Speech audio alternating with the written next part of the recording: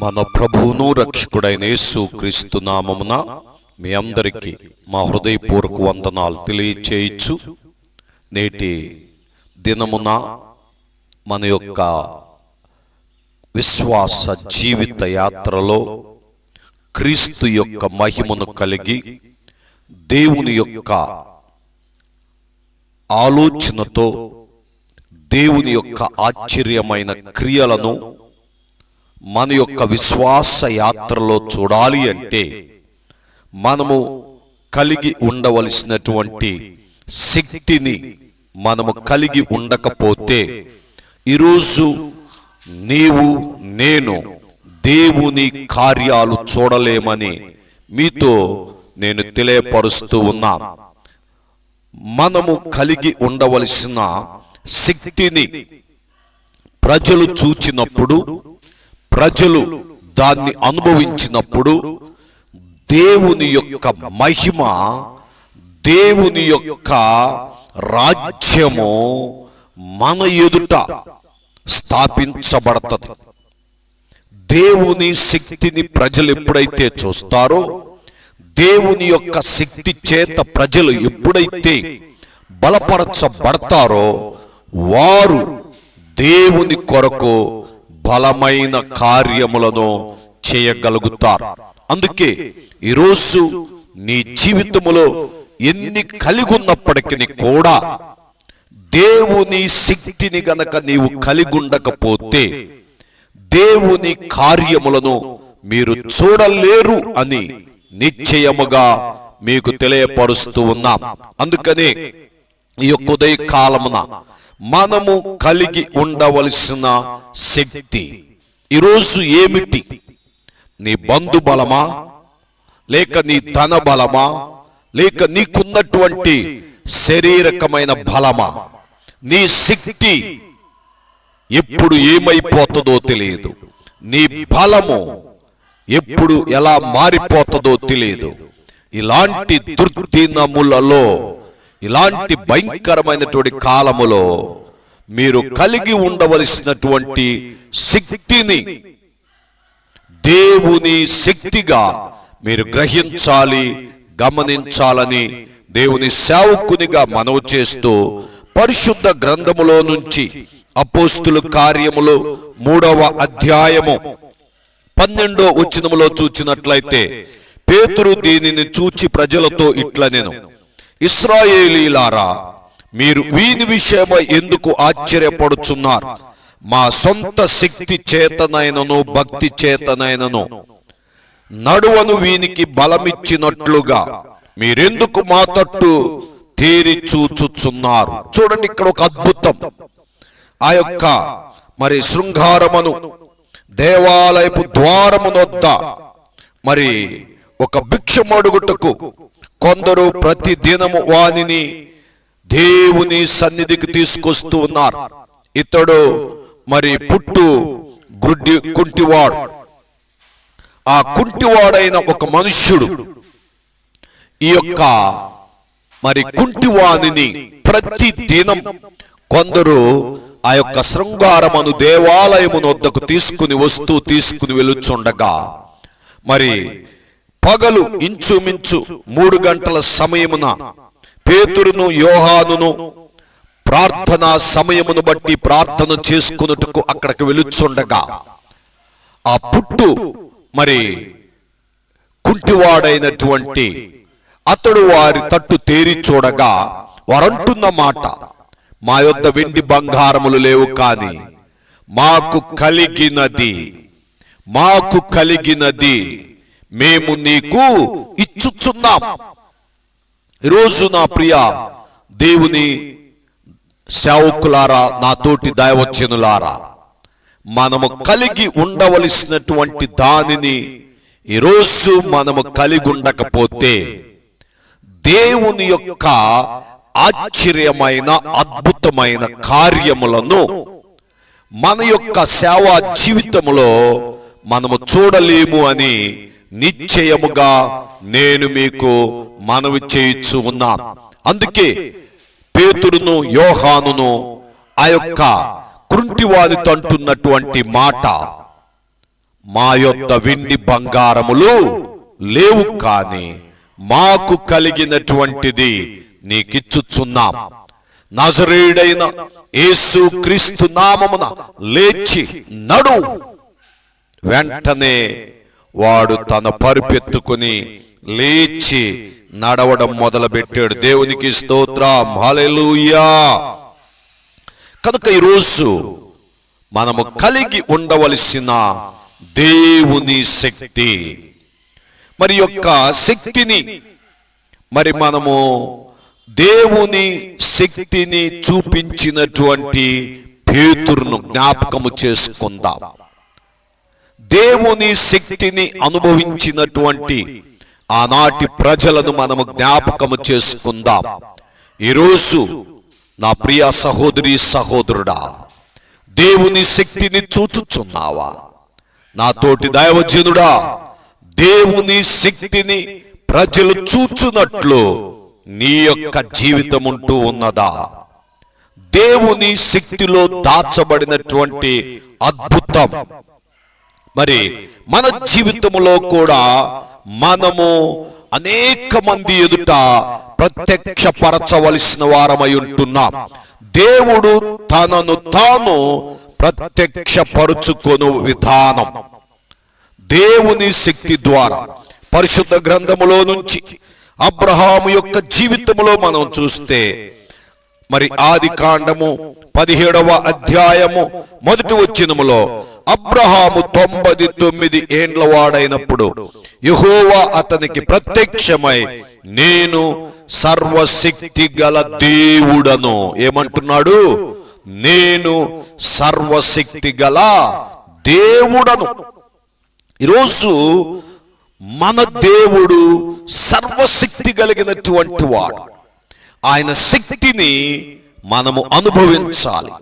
ఆయన శక్తిని ప్రజల ఎదుట ప్రత్యక్షపరచవలసిన వారమై ఉంటున్నాం. అలాగే 28వ అధ్యాయం మరి 3వ వచనములో చూచినట్లయితే యాకోబు జీవితములో కూడా దేవుని శక్తిని చూద్దాం.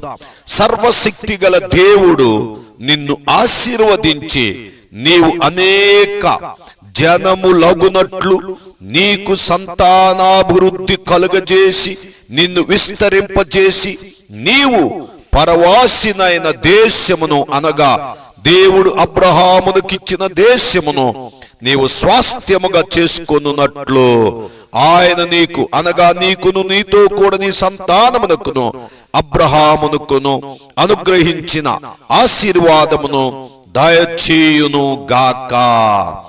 సర్వశక్తి గల దేవుడు నిన్ను ఆశీర్వదించి, ఈరోజు నీ నా జీవితములో దేవుని యొక్క శక్తి మనము కలిగి ఉంటే మనము ఆశీర్వదించబడతాం. ఆయన యొక్క ఆశీర్వాదము ఇదిగో తనను తాను ప్రత్యక్షపరుచుకునే విధానం, తనను తాను ప్రత్యక్షపరుచుకునే విధానము ఆశీర్వాదం. దేవుడు నిన్ను ఆశీర్వదించినప్పుడు ప్రజలు దేవుని యొక్క శక్తిని అనుభవిస్తారు. అలాగే మోషే జీవితంలో కూడా చూచినట్లయితే మోషే జీవితంలో దేవుని యొక్క శక్తిని చూద్దాం. నిర్గమకాండము 6వ అధ్యాయము 3వ వచనములో ఈ రీతిగా వ్రాయబడుచు ఉన్నది. నేను సర్వశక్తి గల దేవుడను, పేరును అబ్రహాము, ఇస్సాకు, యాకోబులకు ప్రత్యక్షమైతిని, కాని యెహోవా అను నా నామమున నేను వారికి తెలియడం లేదు. దేవుడు మోషేతో ఇట్లనెను, నేనే యెహోవాను, నేను సర్వశక్తి గల దేవుడను. మోషేతో కూడా దేవుడు ప్రత్యక్షమై చెప్పుచున్నటువంటి మాట, నేను సర్వశక్తి గల దేవుడను. ఈరోజు మన జీవితంలో మరి అనేక మంది భక్తుల జీవితంలో దేవుని యొక్క శక్తిని చూస్తున్నాం. అనేక మంది భక్తుల జీవితాలలో దేవుని కార్యములు చూస్తూ ఉన్నాం. నీ నా జీవితంలో కూడా మనము కలిగి ఉండవలసిన దేవుని శక్తిని మనము కలిగి ఉన్నప్పుడు దేవుని కార్యములు చూస్తాం. ఈరోజు దేవుని యొక్క శక్తి ఏ విధముగా మన జీవితములో మనము చూడాలో ఒక్కసారి ధ్యానించుదాం. చూడండి, మనము ఏ శక్తిని కలిగి ఉండాలి? మొదటిగా వాక్య శక్తి. చూడండి, పరిశుద్ధ గ్రంథములో నుంచి మొదటి యోహాను రాసినటువంటి సువార్త మొదటి అధ్యాయము 21వ వచనములో ఈ రీతిగా వ్రాయబడుచు ఉన్నది. యోహాను సువార్త మొదటి అధ్యాయము 21వ వచనాన్ని మనము చదువుకుందాం. కాగా వారు, నీవెవరు? నీవు ఏలియావా అని అడుగగా అతడు కాదనెను. మొదటి అధ్యాయం 21వ వచనములో, కాగా నీవెవరు? నీవు ఏలియావా అని అడుగగా అతడు కాననెను. నీవు ప్రవక్తవా అని అడుగగా కానని ఉత్తరం. కాబట్టి వారు, నీవెవరు? మమ్మను పంపిన వారికి మేము ఉత్తరం ఇవ్వాలని గనక నిన్ను గూర్చి నీవేమి చెప్పుకొనుచున్నావని అతన్ని అడిగిరి. ఈరోజు దేవుని యొక్క శక్తి మన ద్వారా ప్రజలను తాకుతూ ఉంది. వాక్యము ద్వారా ప్రజలకు కావలసినటువంటి వాక్ శక్తిని అనుగ్రహిస్తూ ఉన్నది. వాక్ శక్తి, వాక్యపు శక్తి, లేఖనాల శక్తి. ఆది యందు వాక్యము ఉండెను, వాక్యము దేవుని యొద్ద ఉండెను, వాక్యమే దేవుడై ఉండెను. అట్టి వాక్యమును నీవు కలిగి ఉన్నప్పుడు ఆ శక్తి బలమైనటువంటిదని దేవుని సేవకునిగా తెలియపరుస్తూ ఉన్నాను. అలాగే 2వ తిమోతి రాసినటువంటి పత్రిక 3వ అధ్యాయము 14వ వచనములో చూచినట్లయితే, క్రీస్తు యేసు నందుంచవలసిన విశ్వాసము ద్వారా రక్షణార్థమైన జ్ఞానము నీకు కలిగించుటకు శక్తిగల పరిశుద్ధ లేఖనములను, శక్తిగల పరిశుద్ధ లేఖనములను అనగా వాక్ శక్తి, వాక్యము కలిగినటువంటి శక్తిని మొదటిగా మనము కలిగి ఉండాలి. అలాగే రెండవదిగా ప్రార్థనా శక్తి. అపోస్తుల కార్యములు మొదటి అధ్యాయము 8వ వచనములో చూచినట్లయితే ఈ రీతిగా వ్రాయబడుచు ఉన్నది. అయినను పరిశుద్ధాత్మ మీ మీదికి వచ్చినప్పుడు మీరు శక్తి నొందెదరు. ప్రార్థనా శక్తి. వారందరూ కూడా మేడగదిలో ప్రార్థించుచుండగా, దేవుని సన్నిధిని అనుభవించుచుండగా దేవుని యొక్క పరిశుద్ధాత్మ శక్తి వారి మీదకు వచ్చినట్లుగా ఈరోజు నీ జీవితంలో ప్రార్థనా శక్తిని నీవు కలిగి ఉండాలి. నీవు ఎన్ని కలిగి ఉన్నా ప్రయోజనం లేదు, కానీ ప్రార్థనా శక్తిని మీరు కలిగి ఉండాలి. అలాగే 3వదిగా చూసినట్లయితే సహవాసపు శక్తి. అపోస్తుల కార్యములు 9వ అధ్యాయము 22వ వచనములో చూచినట్లయితే, సౌలు ఎక్కువగా బలపడి ఈయనే క్రీస్తు అని రుజువు పరుచుచు దమస్కాలో కాపురమున్న యూదులను కలవరపరిచెను. ఈయన అయితే సౌలు ఎక్కువగా బలపడి వారందరూ కూడా ప్రతి దినము కూడుకొనుచు సహవాసముగా ఒక చక్కని స్నేహమును కలిగి ఒకరిని ఒకరు బలపరుచుకొనుచు ఉన్నారు. దేవుని వాక్యం చెప్పుచున్నది, సహవాసమందును రొట్టె విరుచుట యందును ఎడతెగక వారు ఉండిరి. ఈరోజు నీ జీవితంలో సహవాసము యొక్క శక్తిని అనుభవిస్తున్నావా? సహవాసములో ఉన్నటువంటి ఆ గొప్ప ప్రేమను, ఆ గొప్ప బలమును నీవు పొందుకొనుచున్నావా? నా ప్రియ సహోదరి సహోదరుడా, సహవాసపు శక్తిని మనము కలిగి ఉండాలి. అలాగే 4వదిగా చూసినట్లయితే పరిశుద్ధ గ్రంథములో నుంచి జకర్యా గ్రంథము 4వ అధ్యాయము 6వ వచనములో ఈ రీతిగా వ్రాయబడుచు ఉన్నది. పరిశుద్ధ గ్రంథములో నుంచి జకర్యా గ్రంథము 4వ వచనములో, శక్తి చేతనైను బలము చేతనైనను కాదు గాని నా ఆత్మ ద్వారానే ఇది జరుగునని సైన్యములకు అధిపతియగు యెహోవా సెలవిచ్చుచున్నాడు. జకర్యా గ్రంథము 4వ అధ్యాయం 6వ వచనములో యెహోవా వాక్కు ఇదే, శక్తి చేతనైనను బలము చేతనైనను కాక నా ఆత్మ చేతనే ఇది జరుగునని సైన్యములకు అధిపతియగు యెహోవా సెలవిచ్చెను. శక్తి చేత, ఆత్మశక్తి.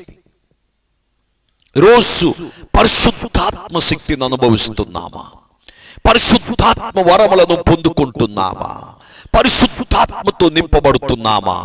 పరిశుద్ధాత్మ శక్తి చేత మనము నడిపించబడుతున్నప్పుడు దేవుని యొక్క శక్తిని ప్రజల ఎదుట నీవు చూపగలుగుతావు. ప్రజలు నీవులో ఉన్నటువంటి దేవుని యొక్క శక్తిని అనుభవించగలుగుతారు. ఈరోజు దేవుని పరిశుద్ధాత్మ నడిపింపు లేకుండా నీ ఇష్టానుసారముగా నీవు నడుస్తున్నట్లయితే నీ జీవితము శ్రమలకు, నిందలకు గురవుతుందని దేవుని సేవకునిగా తెలియపరుస్తూ ఉన్నా. నీ జీవితములో ఆత్మశక్తి చాలా అవసరం. పరిశుద్ధాత్మ శక్తి చాలా అవసరం. ఎందుకంటే ఆ ఆత్మ నిన్ను నడిపించేదై ఉందని దేవుని సేవకునిగా తెలియపరుస్తున్నాం. ఆఖరిగా ఒక వాక్య భాగాన్ని చదువుకుందాం. 1 కొరింథీయులకు రాసినటువంటి పత్రిక 2వ అధ్యాయము 4వ వచనములో చూచినట్లయితే చూడండి, ఇక్కడ మీ విశ్వాసము మనుషుల జ్ఞానమును ఆధారము చేసుకొనక దేవుని శక్తిని ఆధారము చేసుకుని ఉండవలెను. విశ్వాస శక్తి. మీ విశ్వాసం మనుషుల జ్ఞానమును ఆధారము చేసుకొనక దేవుని శక్తిని ఆధారము చేసుకుని ఉండవలెను. దేవుని శక్తి నీ విశ్వాసములో ఉండాలి. నీ విశ్వాసము దేవుని శక్తి అయి ఉండాలి. అందుకే విశ్వాసము అనున్నది నిరీక్షించు వాటి యొక్క నిజ స్వరూపం. అట్టి నిజ స్వరూపమును మనము అనుభవించాలి అంటే విశ్వాసపు శక్తి కలిగి ఉండాలి. నా ప్రియ సహోదరి సహోదరుడా, ఈ మాటలు వినుచున్న నీ జీవితంలో ఇదిగో మనము కలిగి ఉండవలసిన శక్తి, దేవుని శక్తిని కలిగి ఉండాలి. ఎప్పుడైతే మనము దేవుని శక్తిని కలిగి ఉంటామో ప్రజలు ఆ శక్తిని అనుభవిస్తారు.